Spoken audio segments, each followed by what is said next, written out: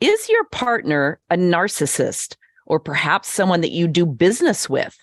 On today's show, we're going to talk about those characteristics of an extreme narcissist, things to watch for, and I have a very special guest who's joining me for this show. Now, I originally recorded this as part of my Pilot Wife podcast because it was such a highly requested topic in the Pilot Wife groups on Facebook, Instagram, and to me personally through the pilotwifepodcast.com area where people can submit for topics. And really and truly, it's a word that's been bantered around so much that I thought it would probably be perfect for others to listen to as well, because it's certainly not something that just involves aviation or the pilot community. You may, in fact, be married to a narcissist, in a relationship with one, again, whether it be your primary love relationship, a business partnership, or whatever. So sit back, buckle up, as we say, and let's chat a little bit about narcissism. Welcome to Peak Performance Habits with Jackie Elmer, where you're going to learn how to create everything you want in the core areas of your life: relationships, health and fitness, and of course, money and career. You can learn more at peakperformancehabits.com.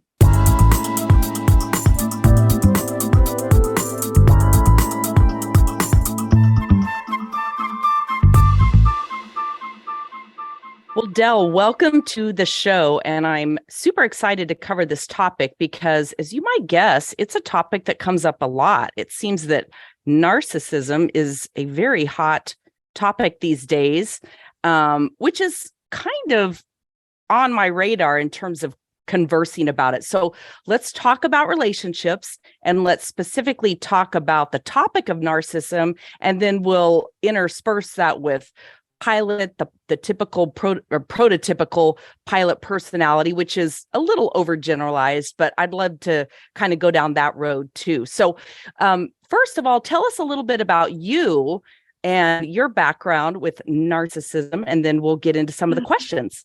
Okay, well, I won't. How long have we got here today? Just double checking. Hey, as long as we need, right? Okay, great.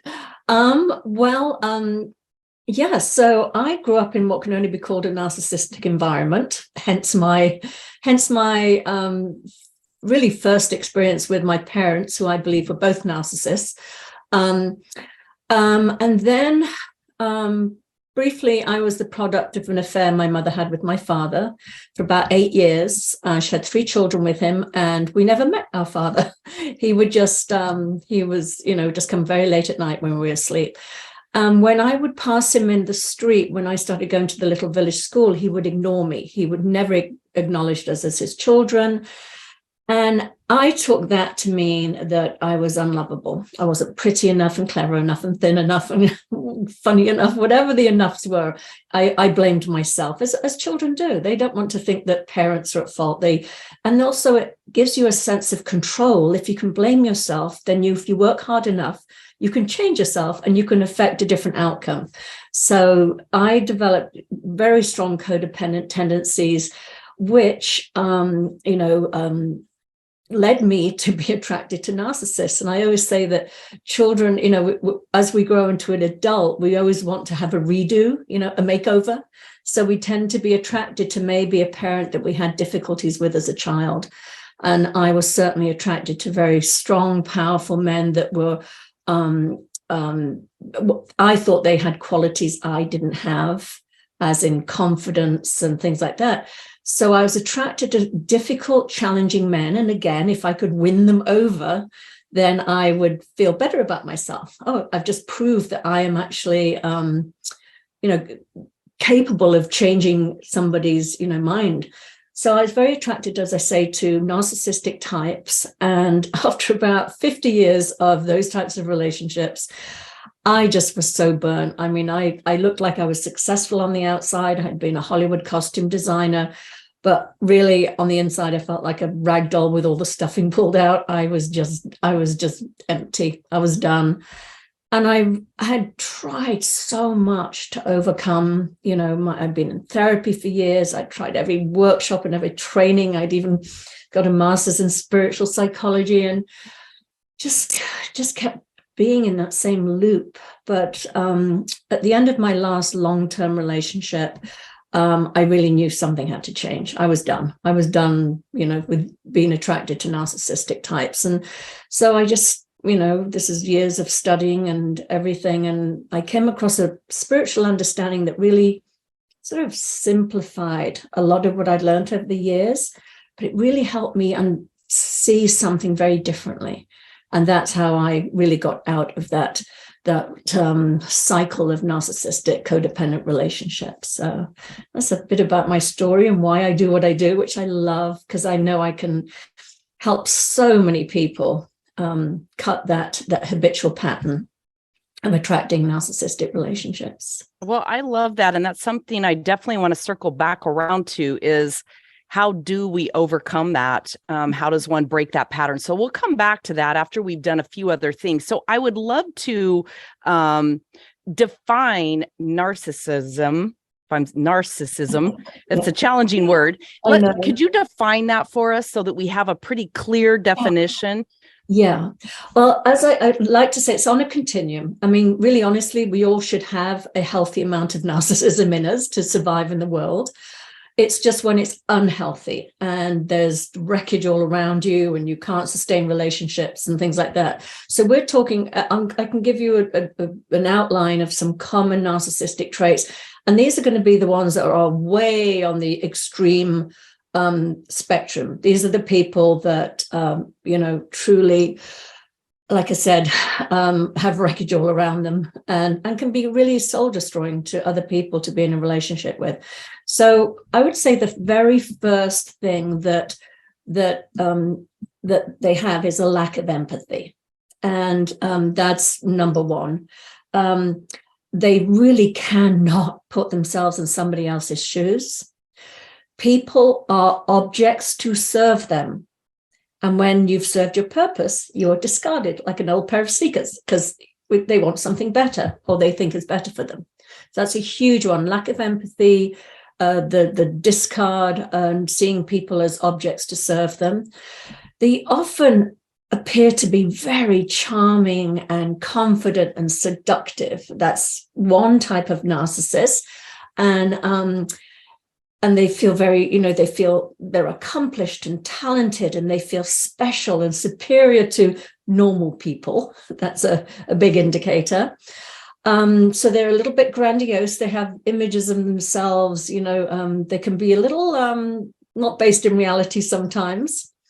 Even though, as I said, they're often talented. So they do have something special about themselves, but their idea of their grandiosity of how important they are can be slightly overblown. Or you sometimes get narcissists that are actually more of the victim ones. They're more, the one I just described as more of the sort of the overt narcissist, and the covert narcissist can be a bit more of the woe is me, nobody understands me.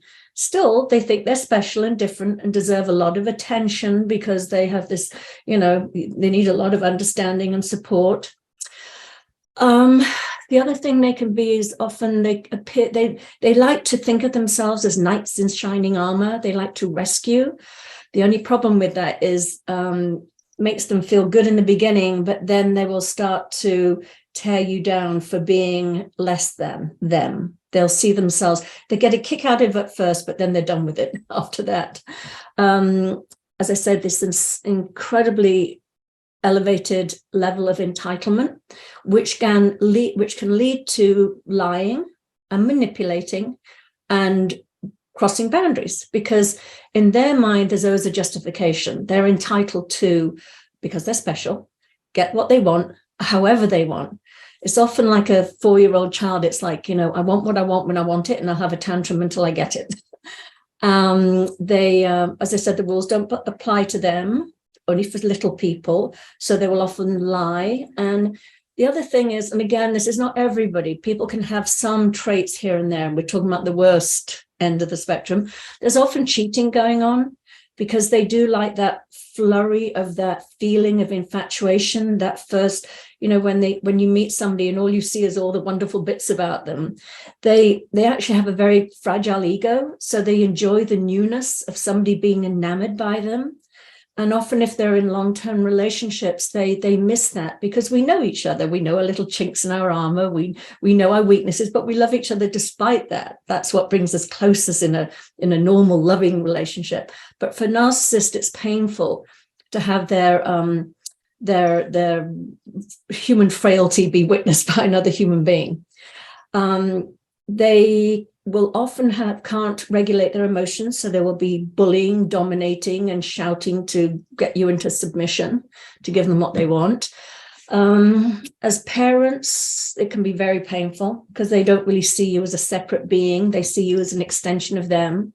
So you as a parent, they'll often push you to be something you're not, or into a profession that you don't even want to do, but they want you to make them look good.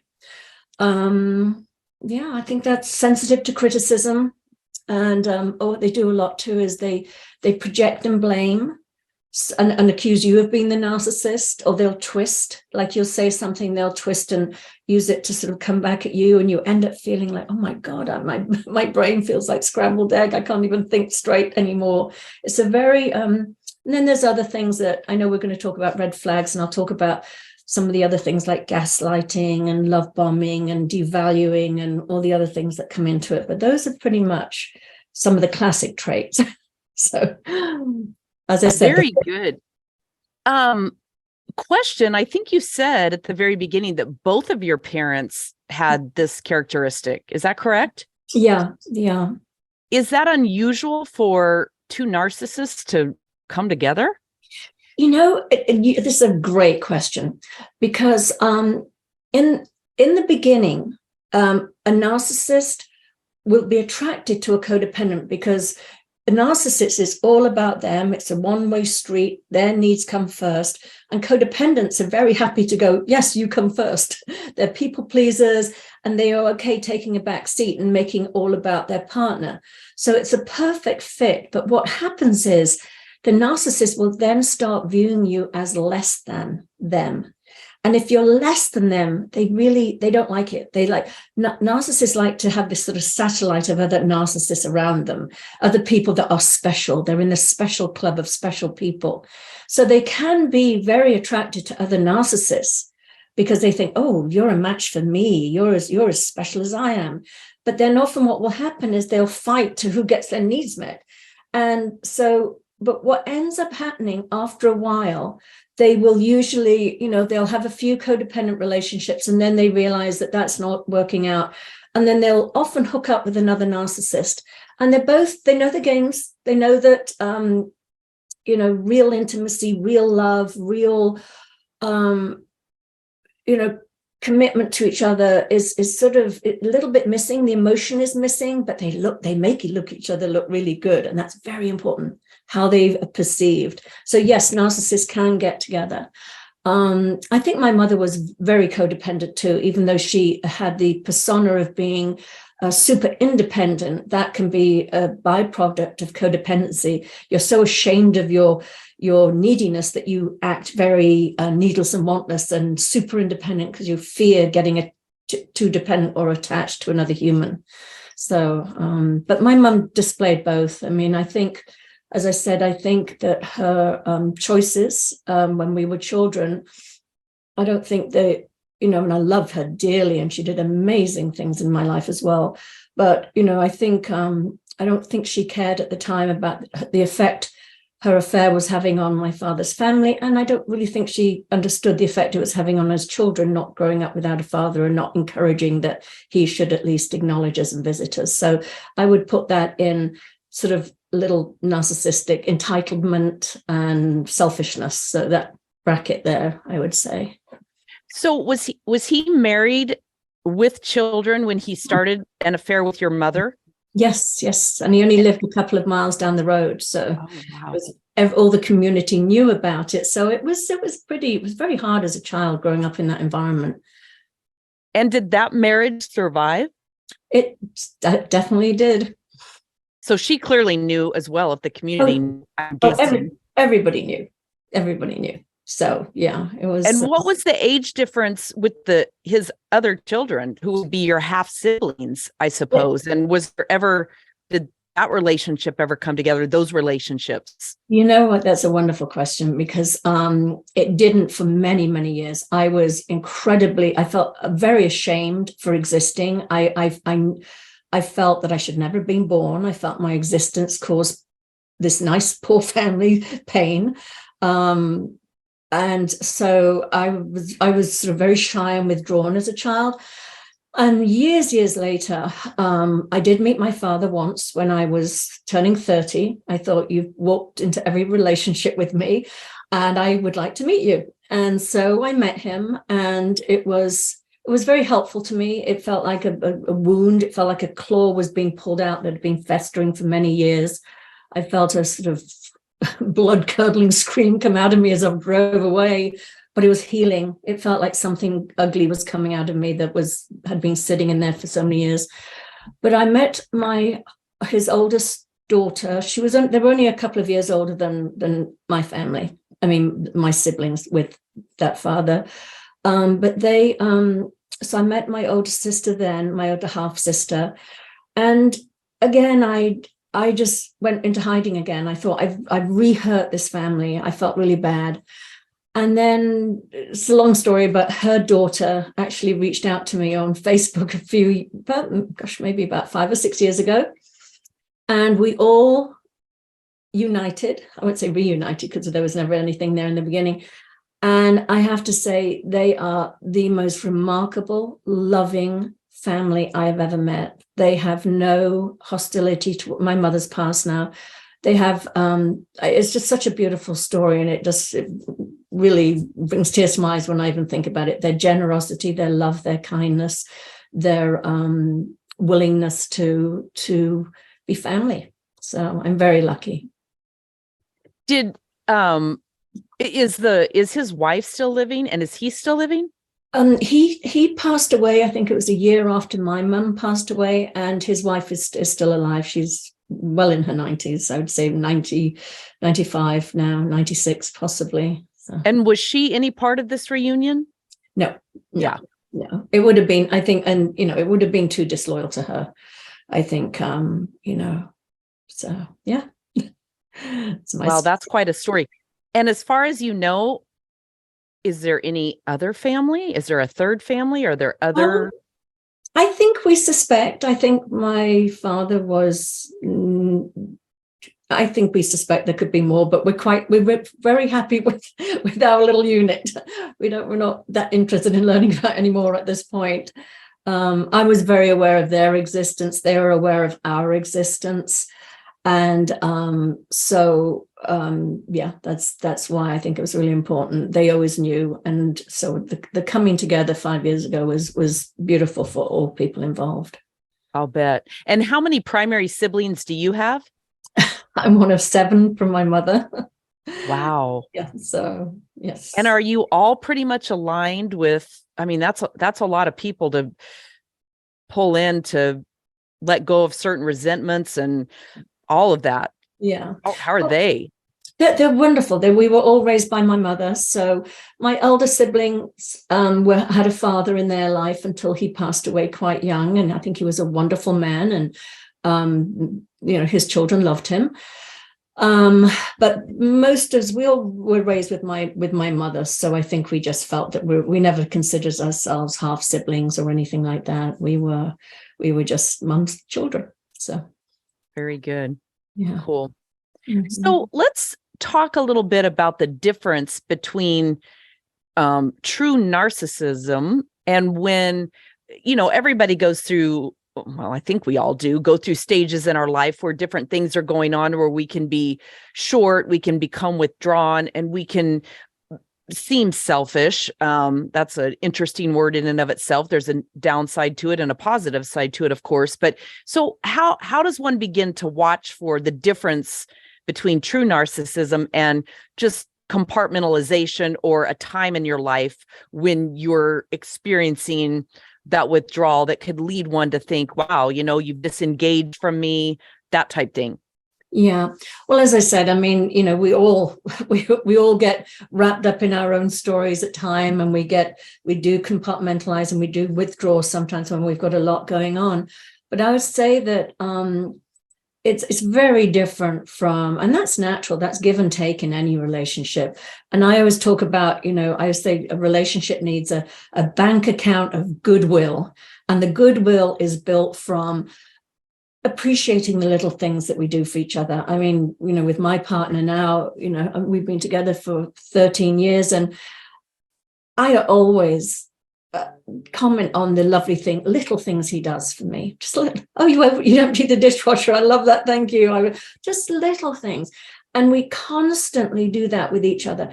And we have so much goodwill in our bank account that if either one of us is down for whatever reason, and I had a big accident last year that had me bedridden for a couple of months in a brace, and he lost his house in a fire. And there's going to be times when we, need to we need to withdraw a little more than we're depositing in that bank account of goodwill. But when you've both been feeding it and it's reciprocal, and then that just feels good. That's normal and that's good. But a narcissist will always want to be they're so because it's all about me.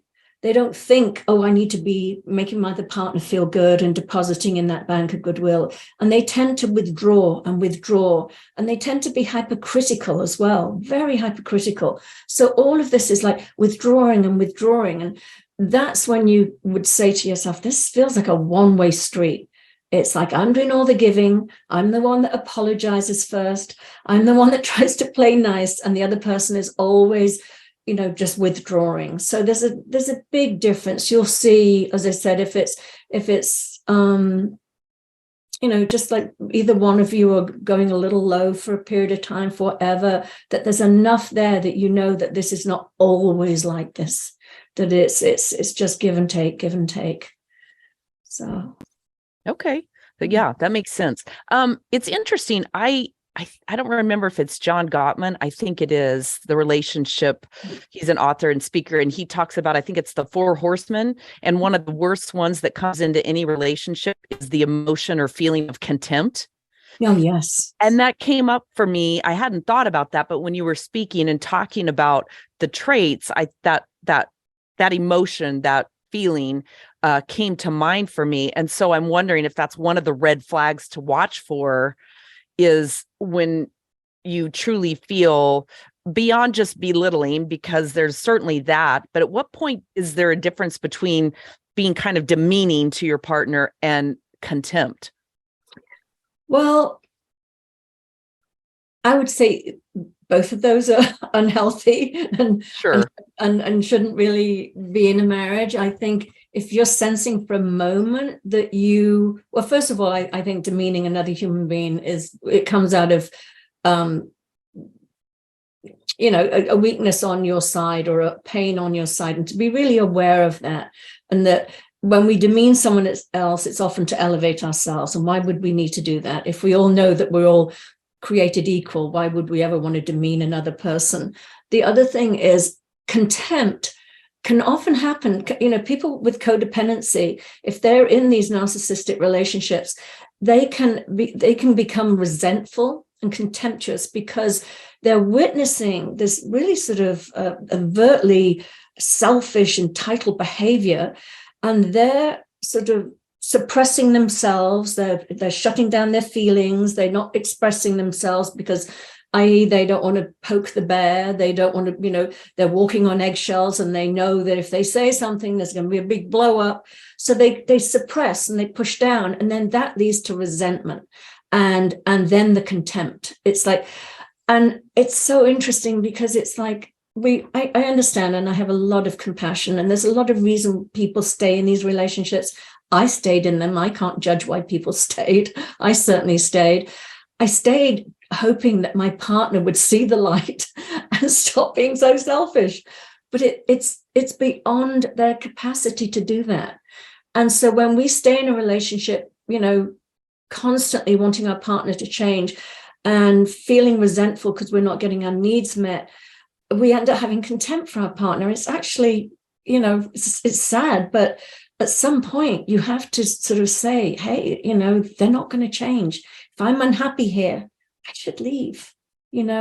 So it's not a healthy emotion to have in a relationship, is the contempt. And it goes the other way. I mean, a narcissist, when they first meet you, they have this image of who you are, and you're perfect and you're beautiful and you fit the picture, and then they do what we call, that's the love bombing stage, when they're just wooing you and moving so fast. There's an engagement ring on your finger within a month, and they want to move in with you, and they want to have babies with you, and they want to get married, and they want to capture you, because in that moment they have this idealized image of you, and they always have an idealized image of love.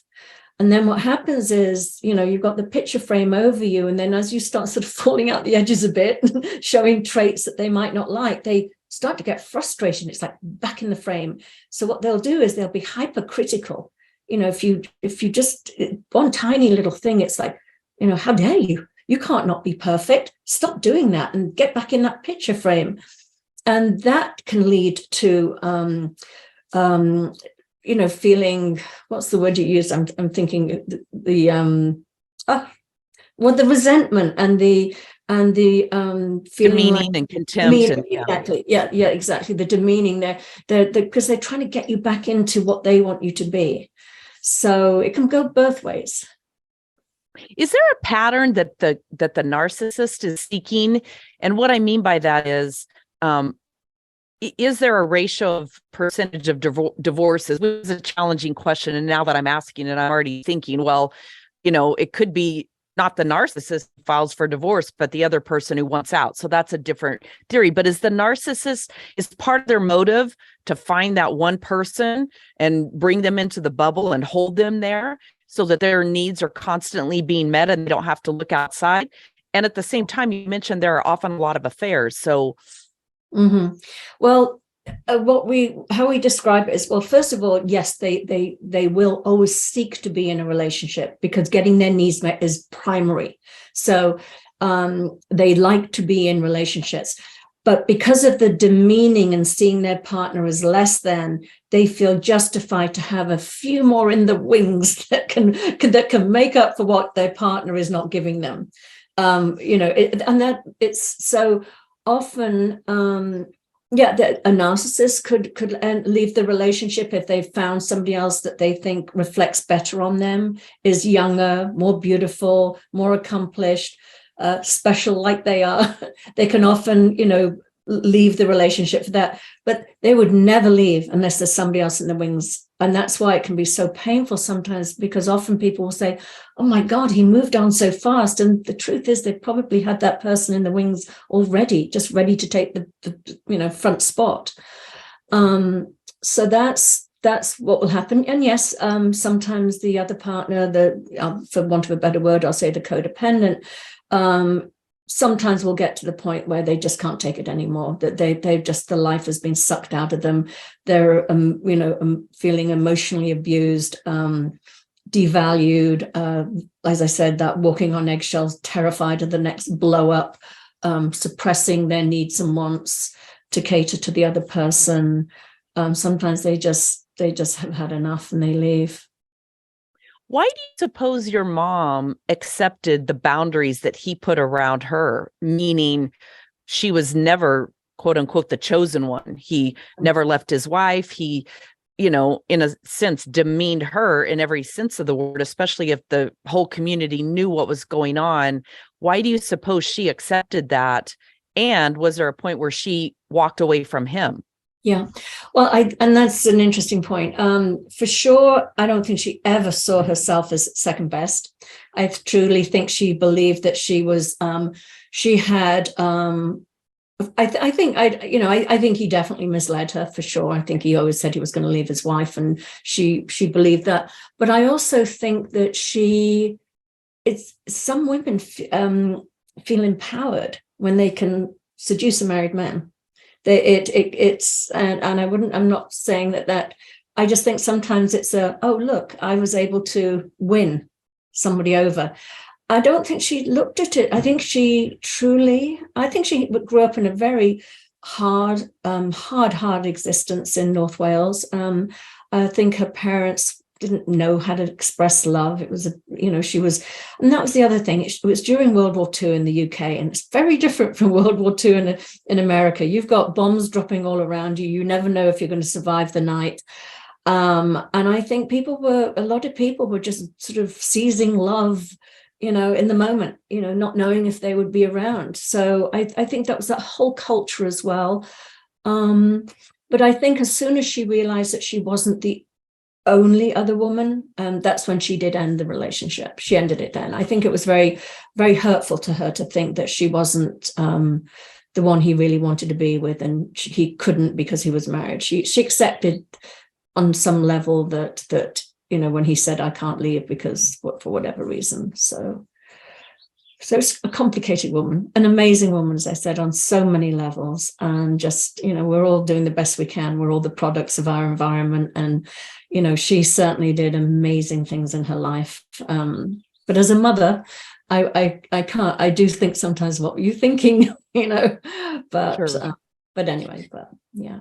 So walk us down the path then of your own experience with relationships in this way, and maybe the timeline of what attracted you, which obviously the charismatic personality and a lot of those traits, and then at what point the red flags, and what were the red flags, like what came out, and at what point you realized, oh my gosh, I'm basically in the same somewhat situation as my mother.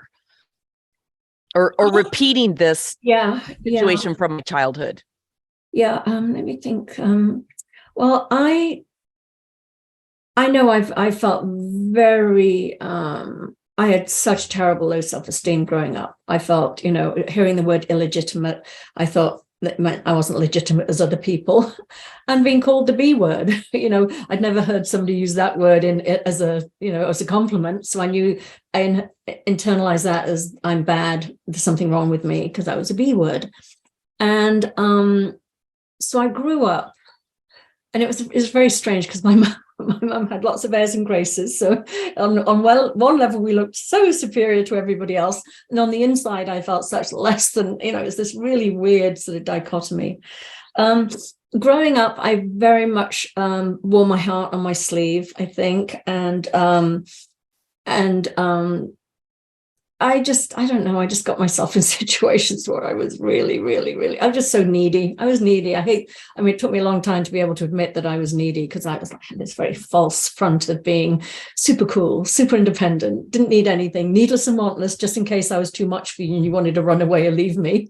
So I had this persona, but I think my neediness came out. And there were, times when, it was a blur. I didn't even want to exist when I was 19. I just had been so hurt and so used at times that I just was like, I don't have what it takes. And then in my 20s, there were some wonderful men I met, but it was almost like, I think it's the Groucho Marx saying, like, I wouldn't want to be in a club that would take me, something like that. It was like, I didn't want to be in a relationship where that person loved me, because I thought, well, you've got really low standards, you've got bad taste. It was that sort of thing. So I needed the challenge all the time, the unavailable man, the addict, or the super talented, the artists, or the, people that I felt had qualities I didn't have. So I would just ping pong. I go from really nice people that I would leave, and then I go after these wildly, narcissistic men, and then get so hurt, I'd go back to a nice guy and then leave them for the unavailable one. And I think when I was in my 40s, I remember thinking to myself, oh my God, I've got the word longing and loving mixed up. I didn't feel like I was in love unless I was in this longing, this yearning. I had to yearn for somebody to feel those feelings of love.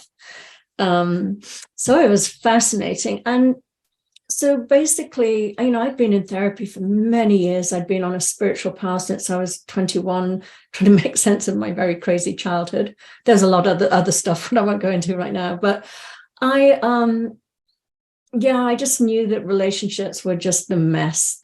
My relationships were a mess. And it was because I was choosing so badly. I was driven, as I say, to be attracted to unavailable men. But I never go into too many details about my divorce, but let's just say that was the culmination of me going, something has to change. something big has to change because I can't do this again. And I took a couple of years off because after my divorce, the first couple of men I dated were same types. And I was like, oh my God, I haven't learned anything. So I took a good year off or more, about 18 months. And I thought, this is just your relationship with yourself. That's where it starts. And that's what needs to be solid. And it was amazing. I mean, that because I would jump from relationship to relationship too. But that time off really helped me see that I had everything inside of me that I needed, that these men were not completing me in any way. I mean, I was an artist, I was a writer. I mean, I was accomplished myself. I was a designer. I had, I really just saw how I had resilience and wisdom. And that's the other thing. If you're in a narcissistic relationship, it's often a narcissist will have you question your own sanity, and you don't start listening to your inner wisdom, your inner guidance, and your intuition. That's the gaslighting. It's like you see something happening in front of you, and you're like, this feels this way. And they're like, no, you're crazy. That's not that way. And even if you see it with your own eyes, even if you were to pick up a phone and see a message and like, well, I can see it. And they're like, you're crazy. You're making this, it was just nuts. So you come out of these relationships feeling like you're crazy. You can't trust yourself, which is worse than not trusting other people. And so that time alone, going really much deeper into my studies, just I came out the other end and it was like a whole new me, whole new way of being in the world. And then I met my present partner we've been together for 13 years and we have the most beautiful relationship. He's kind, he's gentle, he's caring, he's loving, he's, it's just incredibly different. So how often, or do you at all find yourself bringing in situations from the past? So for instance, when there's conflict in this relationship, which every relationship has conflict, something you disagree on or whatever, do you find, or in the early days, was there a tendency to bring in stories from the past and kind of project a situation from a previous relationship onto this new one? Is that common? It's interesting. I'll describe what it was, in fact. So when I was divorced, I had 2 teenage sons, and I felt very much that they had been negatively impacted by some of the behavior in the relationship. And my focus was on raising them, and I wanted them to have the smoothest experience. And I also knew that I had a tendency to fall madly in love with somebody.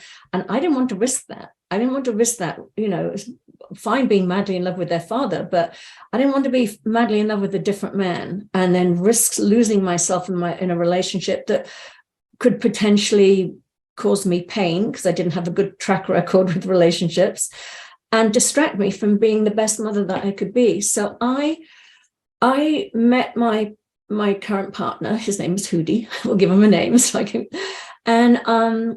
And I remember thinking to myself, "Oh, you're a really nice man. You're not." And he knows this story, so I'm not telling outside of school. I thought you're a lovely man, but I liked him. It wasn't that love at first sight by any means, and I didn't want love at first sight. And I thought, you're a lovely man, and we can be sort of friends as I'm raising my children. I was very clear from the beginning. I don't want to get remarried. I don't want to live with anyone. I just want to be the best mom I can and focus on myself for once, building my career and my, because I'd taken, obviously, when I was the costume designer, and then I got married. And so I was an artist and other things during that marriage, but not a full-fledged, career. So our love grew very slowly. And, I often say, because somebody once said to me, "Oh, I hear you're madly in love again." I said, "God, no, thank God not. I'm gently in love. I'm not madly in love."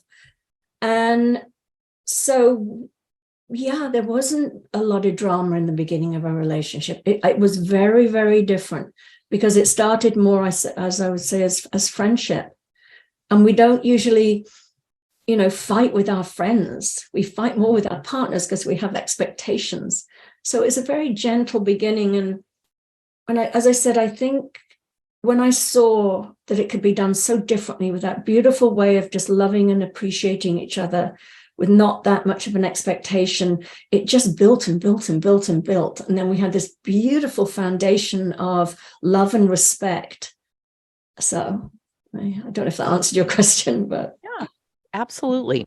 Mm-hmm. So I want to, I'd like to dive into the pilot persona, since that's a large part of my audience is the aviation world and that topic, because, in the pilot world, there's a lot of compartmentalization that goes on as a result of their job. They have to be willing and able to get into the flight deck and have emergency situations and different things going on. And they have to be able to completely block out all the rest of the world, anything else going on, focus on tasks at hand in a different way than a lot of other careers, obviously, because it can be life or death.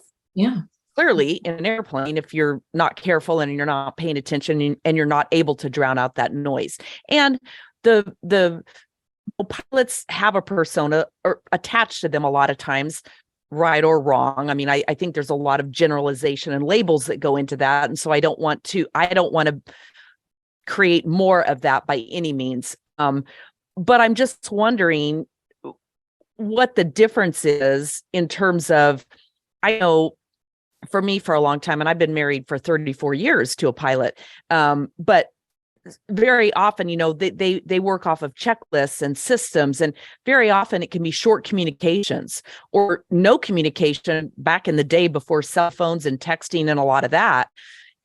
Yes, you could figure out ways to find out, was the flight delayed, what's going on and that type thing. But as the partner at home, a lot of times we made up a lot of stuff, right, about what was going on. And if someone comes from a negative past, where much like what you were saying, you took on the responsibility of not feeling good enough or worthy enough, and you were the cause of a lot of this type stuff. I think that there can be a tendency in that aviation relationship to take that on. So what are the things, and I've heard it in a lot of the pilot wife groups that I'm part of, which was kind of what brought this up to begin with. And I had people requesting this topic, because partners will write in and say, oh, he's just being so narcissistic because, it's always his way and it's always about his schedule and always about this. And I see where that can happen. And certainly there are narcissists among pilots, without a doubt. But I fear sometimes that they get wrongly labeled, because the reality of it is, with their job, they can't control their schedule always. They can't control the weather. They can't control mechanicals. They can't control, a lot of times when they can't be there for this or that, or you were planning on it and something happens. So how does one go about reconciling all of that? I know that was a lot, but hopefully that made sense to you. No, it made complete sense. And, it's funny. I think there are, and I totally agree with you. I mean, I think that is 100% a life and death situation. I do think there's also other professions where, I'll just say men for right now, men and women, but say even like in the film business or production, there's millions of dollars riding on getting that, getting what needs to be shot in that day, all of these other things. So they can tend to sometimes people like producers or directors or pilots or, that sometimes their jobs are really surgeons on call, doctors on call. They're going to miss things. Their job requires that they keep going until it's done. And I think especially if you marry somebody that's in that profession, I was my ex was a restaurateur, and believe it or not, even in the restaurant, a lot of pressure, especially when you've got a few different restaurants. And I think you sort of just have to understand that's part of the marriage, and that's not narcissistic, that they have to put their job ahead of you sometimes and the children. It's just the way it is. And to not take that personally, to understand that comes with that job.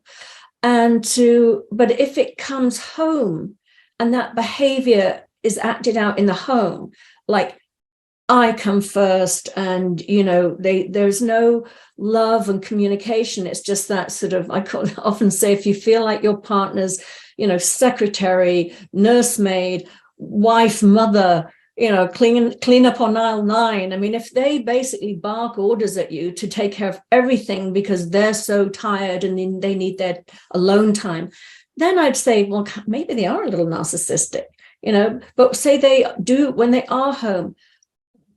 If, what does it cost them to be so loving to their partner and appreciative for all that partner has done while they've been away with the kids, with the school events, with the everything, to acknowledge them for that and to spend some time with the children if they're away a lot. There's different things. And so if they make up for it within the relationship, then I wouldn't label them as narcissistic. But if they bring their job home and they start acting like, they're in charge of everything and everybody is there to serve them, including the children, then, maybe they do have some narcissistic traits. Yeah. There's a term in aviation, pilot in command. And of course, I always like to say, well, that was great when you were on the road, when you're gone on a trip, you're pilot in command. And when I'm at home and you're not here, I'm in command, and you have to respect that role that I'm taking on when you're not there, and trust me to make good decisions and stand behind the decision that I've made. I'm going to make mistakes too. And I'm willing to own those, but and some we can correct, and some it's kind of like, well, that was the best that I could do at the time with the situation going on. So and I know for me and a lot, we talk about this in among pilot wives and partners, is that what I call the re-entry into the home base. They've been gone for a while. They've been running their life and compartmentalized there. We've been home, somewhat compartmentalized and running the show here. They come home and there's two things. One, they can't just walk in and upset the apple cart and start changing the way everything's been done. And at the same time, I know for me personally, with my husband's personality type, he definitely needed that time to decompress. He wanted to walk in. First thing he did was unpack his bag, change his clothes, get out of airplane clothes, and just kind of, re-enter. And then he would come in and be part of the family and all of that. And at first I had a little bit of a hard time with that, even though I'm from aviation as well. I was in the profession before I started dating him. But over time, I learned to really respect that and realize, okay, it's not that he's avoiding me.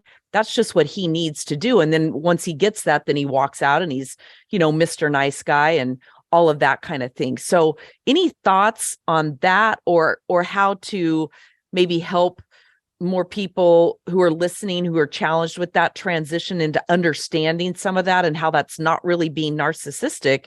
It's really recharging your batteries, I suppose, so that you can be fully engaged in the relationship and in the family. Oh, 100%. And again, it's just healthy, loving communication.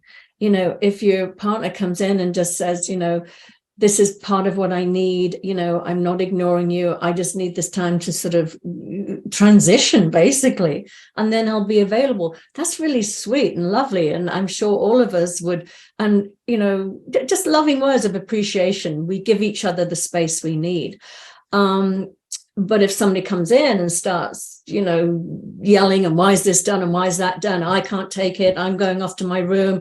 I don't need to come home to this. Or, that would be really jarring for anybody. So it depends on how it's communicated. And again, it's just simply just that love and respect for each, as you said, each of your roles. You would never go over to the cockpit and start saying, I can't believe you're doing that, or criticizing the way he flies a plane. So I think, again, it's mutual respect and an understanding. I mean, my boyfriend's so lovely, but, he's really building his house right now, and he'll sometimes come through the front door, and I've been working all day doing coaching and things. And then he'll start talking at me as he's coming down the hallway. And I'll sometimes go, it's like, land first. Let's just, but he's got so much to share and wants to tell me, but it can feel, I get flooded. And I have to say, I know you need to share, but could you just take a break? Could we just say hi? Could I ease into you, because it's just too much for me. I know my senses get overloaded, and so he understood completely, and he doesn't do that anymore. But we had a lovely conversation about, I know you need to share this with me, but can we just give it a few minutes? Just, let me get my head around, it's not me in my house anymore, just doing my thing. You're coming in and you want to share things, but just give that breathing space. And I think lots of people feel that way. And I think the more that we can understand that, I think taking things personally is a huge thing in all relationships. I think when we can respect that everybody has their own, like I usually use my little Buddha here. That's our spiritual essence. We're all one, we're all the same.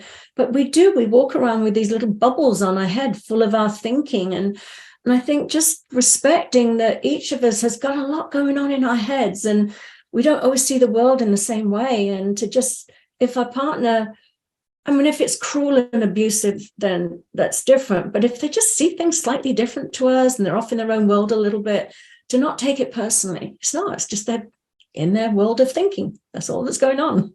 So that's such a great phrase. And it's one of my favorite of the 4 agreements. And that is, don't take things personally. It's a fabulous book if anyone hasn't read it, and I'll include it in the show notes. But, we do have a tendency to take things personally initially when something happens. And I do personally believe that is due to some experience from our past, something that's happened where, again, we either made it personal or it was personal. And so now we're bringing that into the present and projecting it into the future. But it is interesting when you can take a step back and say, is this really personal to me? Like, did this really happen? Did this thing get said meant as a personal thing to me, or was it just a passing comment and it landed wrong on me? Yeah. Well, I'd like to use a very an example of that. I was in a relationship where there was lying and cheating going on, and I took that very personally because of my wound of not being good enough. I immediately went into blaming myself. It's because I wasn't good enough. And how could they, and all of this thing. And I was mortified and all this different thing. And then when I really was able, through the spiritual understanding that I share, we call it a separate reality. And when I was really able to see that my partner, in his head, justified his behavior, and it had nothing to do with me. He could have been married to Cindy Crawford and he would have been doing what he was doing. It just because it was his thinking. It was the way he thought about the world, the way he thought that, what she doesn't know doesn't hurt her, whatever thinking he had, he was justified in doing what he did. And once I was able to really see separate realities and see that it wasn't because of me, I was able to let go. And I found such peace in that. But when I was making it personal, that it's because he didn't love me enough or didn't respect me enough or I wasn't good enough, I had all these things. All I was doing was absolutely, punishing myself and whipping myself in a frenzy. When I was able to just say, gosh, that's a sad way to be in the world. I wouldn't want to be in, that way in relationships. I don't think it's healthy. I don't think it's loving and whatever. I was just able to separate from it. But it took some years. Definitely took some years of deep understanding about, our spiritual nature that was able to do that. And you bring up a good point. He could be married to Cindy Crawford, and all of us can look back and think of Beyonce and Jennifer Garner. I'm thinking of a few off the top of my head, Sandra Bullock, people who are, that we would put up there. They're beautiful and they're sexy and they've got all the stuff that we think is what makes someone stick. And you're so right. It doesn't have anything to do with you personally. And I get that that's hard if you're experiencing it and going through it. But over time, when you can take a step back and really look at it, just like you were saying, it really didn't. It was a weakness. It was a flaw. It was something in their character. It was them trying to satisfy something missing in their life. And it wasn't that you couldn't fill it. Absolutely. It wasn't any of that. It was just something within them that was lacking. And you could have done a million things and it still wouldn't have filled that hole. If you will. That's 100%. You said it beautifully. That's exactly what it is. It comes from we often think of narcissistic types as these strong, powerful, and I'll use men because that's the ones I've experienced. But really, they're full of fear.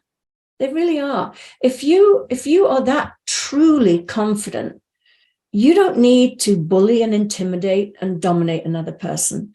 If you are truly that confident, you don't need outside validation, newness, new partners to fill you up. So it does come from a very wounded place. So I actually don't have sort of anger and hatred towards that. I have compassion. I am like, not compassion like, oh, I'll forgive you, we can still be together, but compassion in the way of like I just said before, I wouldn't want to live in your world. I wouldn't want to live in a world where I was so fear-based that I thought I had to lie and manipulate my way through life. That to me would be terribly sad to live that way. So I just, and for anybody going through this, I'm in no way, I know how stuck in that pain I was for a long time, but I also love that I was able to find the freedom, because it's awful. It's awful to keep going around and around in circles and try and make sense of somebody else's behavior. So you brought up a word a couple of times that I really truly feel is the heart of any positive relationship, whether it's a love relationship or a business relationship or a parent-child, and that is communication. Mm-hmm. And unfortunately, when we start just about any relationship, we don't come at it from the point of thinking, all right, we need to sit down and we need to have some clear communication. We need to really spend that time figuring each other out and communicating effectively, so we set up boundaries, have expectations, do all that stuff. Instead, of course, we get caught up in the romantic side of things and feeling good and experiencing all that. So what are your thoughts on starting a relationship, or further into a relationship, if a relationship hasn't done a good job, if the two haven't done a good job of expressing and really communicating, at what point and how does one bring that into the relationship? Yeah, well, there's a few things. First of all, I have this thing that's like expectations versus agreements. And it's like, expectations set you up for miscommunication, there and hurt and anger and all of this other stuff. It's like, just, have agreements. Like, this is what I need from you, or I'd like from you. Is that okay with you? Are you in agreement with this? Is this something that I can count on you to be there for me in this way? Just simply like you were saying earlier about that, if you're with somebody that has a job where they're going to have to be taken away and things, maybe the agreement is, I won't berate you or make you feel guilty for this, because I understand this is part of your profession. And so I agree that as much as I might be hurt or disappointed or whatever, that, I understand. This is the agreement we have with each other.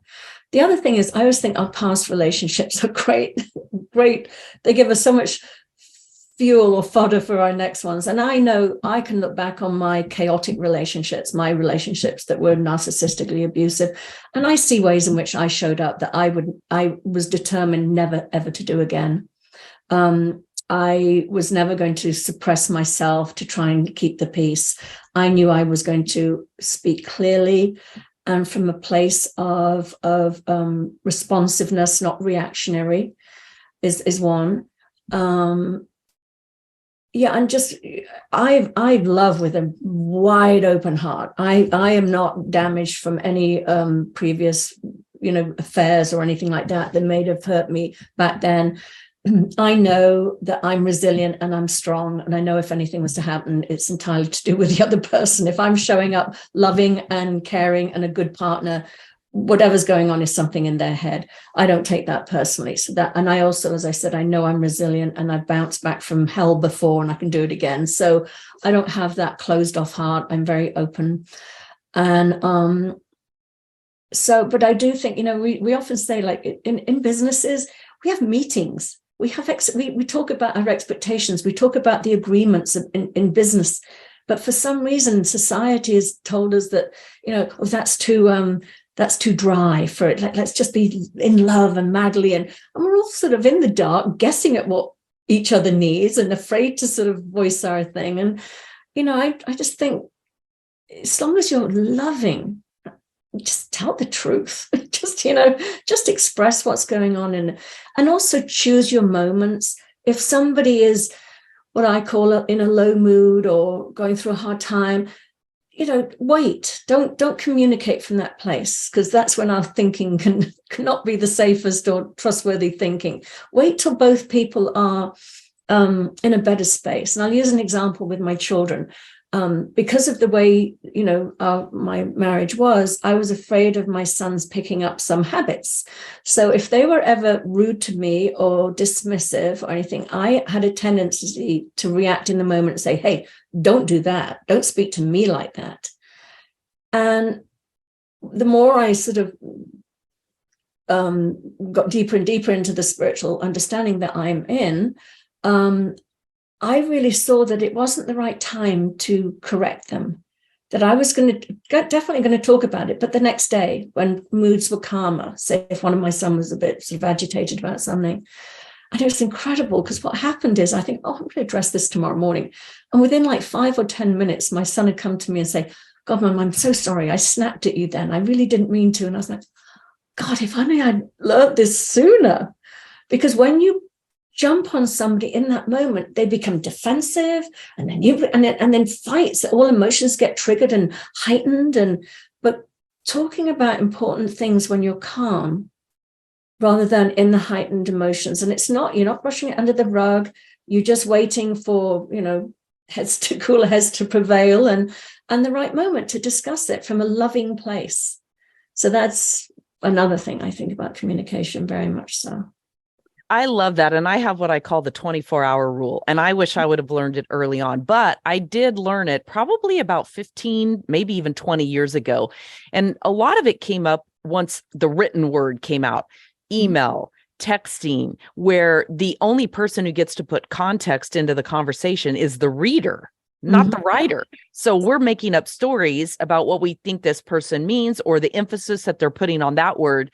So after getting myself in trouble a few times, I learned to just take a step back, not be reactive, take 24 hours, sometimes 36, sometimes 72, sometimes a whole week had to go by. But it was interesting. I would allow myself the opportunity to write and vent it and get it out, what I thought I would have said to them had I had the opportunity, but I never sent it. And it was so interesting over time how just even sleeping on something or coming back and looking at it and looking at my own words and how sharp they were and thinking, okay, now that I've had time to take a pause and a deep breath, I would totally react in a different way. And just like you say, quite often before it even got to that point, that person would come back and express something. So it's such a powerful pause, and hard sometimes because we're conditioned to be reactive. Yeah. So conditioned, but exactly. And that also being told, don't go to bed angry. And sometimes it's like, no, you need a good night's sleep so that you can see something with fresh eyes the next morning. So it's not, you don't have to go to bed, on that level of anger, but just pausing the conversation and just saying, you know what, I don't think we're getting very far tonight. In fact, we're digging ourselves deeper into something. Why don't we go and have a restful night? And then, in the morning, if it feels appropriate, talk about it then. And it just as you said, 24 hours is a wonderful, at least 12. Yeah, for sure. Yeah. It's amazing how differently you feel once you revisit it with a little bit of time and thought process under it. And I love agreements versus expectations. I think it was Kyle Cease who said, nobody ever breaks your heart. They just break your expectations. And the first time I heard that, I thought, wow, that really is true. That really is true. So that's pretty powerful. Well, Del, thank you so much for your time and your wealth of wisdom. Any final thoughts you have before we open it up to learn a little bit more about you and what you do and how to find you? Any final thoughts? Oh my goodness. So another final thought I wanted to have is to mention is that, our relationships are a reflection of the relationship we have with ourselves. And I know that when I was in narcissistic relationships, and I was treated like when my partner treated me like I was a second-class citizen in the relationship, that's because that's what I felt about myself. I saw myself as second best. When they lied to me, I was lying to myself. The evidence was there, but I was too scared to admit it. And when they were abusing me, I was abusing myself by staying in that abusive relationship. And the funny thing is I took that, as I said, I took that year and a half off, and my self-esteem grew, and I saw myself so differently, and I valued myself and I respected myself. I drew in a partner that valued me, loved me, respected me, and saw me as an equal. So I often say to people that do suffer from codependency, you can never change your partner. All you can do is ever change yourself. But as you make those changes within yourself, that will be reflected back to you. It might mean it might not be the partner you're with right now, but there is somebody that will love you and respect you and adore you and treat you like you deserve to be treated. So don't be afraid of doing the work on yourself. That's what I would say is one of the most important things. And I love that, because I think that is so true. And I know just the decades of personal work that I've done on myself, it's hard to hear those words at first because we do want to be reactive, and it's, he did this to me or she did this to me and it's their fault and they're wrong and all of that. And the reality of it is it's only wrong for you. It may not necessarily be wrong in their world. That's not condoning their behavior. That's not condoning what they did. But it's kind of like agreements versus expectations. You have an expectation. It's fair for you to set those boundaries. And a boundary and an expectation is not necessarily an ultimatum. It's just simply stating, this is the boundary for me. And I respect it if you don't respect my boundary, but we probably won't remain together. Yeah, exactly. Yeah. Wow.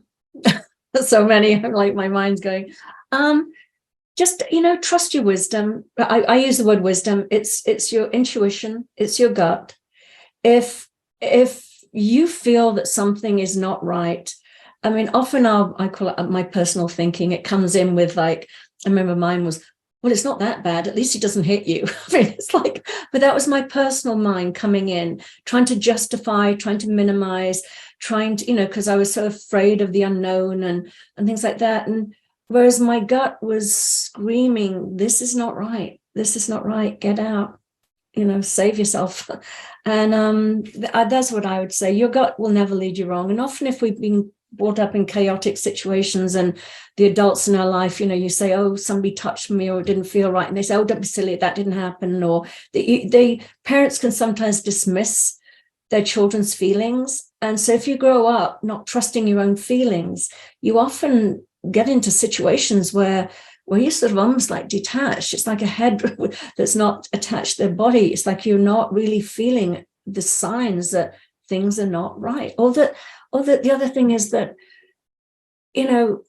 love is not enough. This is a great one too. Love is not enough to make a relationship work. It just really isn't. And we're led to believe it is. Sometimes relationships, they take more than love. They take, as I mentioned, like love and respect. I mean, respect to me is the foundation of a relationship. If you genuinely really like the person you're with and you respect their values and how they show up in the world, and that's for me the foundation of a relationship. Not this sort of, but I love them even when they're abusing you. We love should not hurt. Right. Very good. So tell us a little bit about what you do and where we can learn more about you. Wow. Yeah. So I am a relationship mastery coach, and I do, as you can tell, specialize in codependency and narcissistic abuse, and also healing from childhood trauma, because often we have these little innocent little children within us that are choosing our partners and responding in arguments and things like that, that unhealed childhood part of ourselves that really needs to be, paid attention to in an appropriate way, not have them run your life. So I do coaching, I do group programs, I do a lot of speaking engagements. I've just got a new podcast coming out, but it's just myself and a co-host. And we just every week we talk about a different topic. It's called Relationship Mastery. It's about to be launched next week. And yeah, you can find me at deladyjones.com, and that's my website. And you'll see my programs, and there'll be something on there about the podcast.